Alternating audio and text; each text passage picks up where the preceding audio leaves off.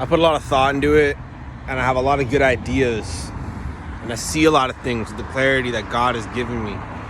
And I feel like it's about time, it's appropriate that I begin documenting these things, as they come to my mind, and I post them up somewhere so other people could see, and we can chop it up, and debate, or either, maybe you might agree with me on these things.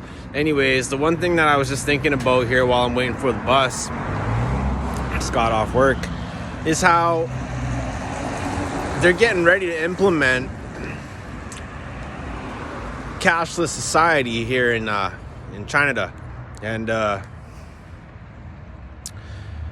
the topic I just want to touch briefly on is how I've noticed in the past year, since 2022 and now into 2023, is how when I go to a teller at the grocery store with my groceries, whatever it may be, actually everywhere, even Tim Hortons, and if I go anywhere that sells stuff that's mainstream, they don't ask cash or card anymore, right? Pay attention to this. I have not had a single person, a cashier, ask me cash or card.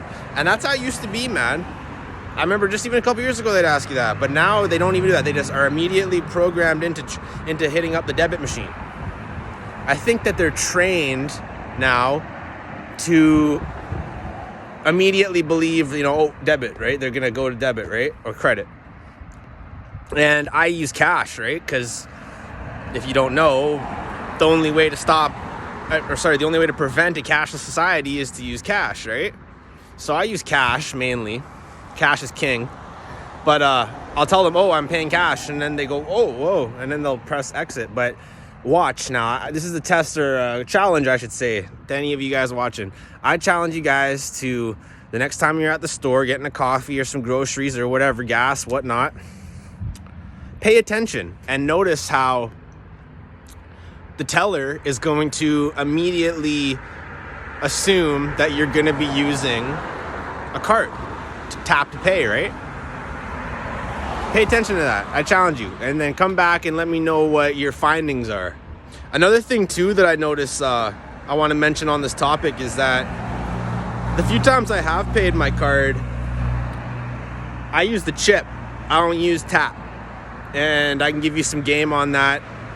Not anymore, but I will admit that I may or may not have some information or understanding of, taking somebody's card or finding a card and, running it up. You just tap it up.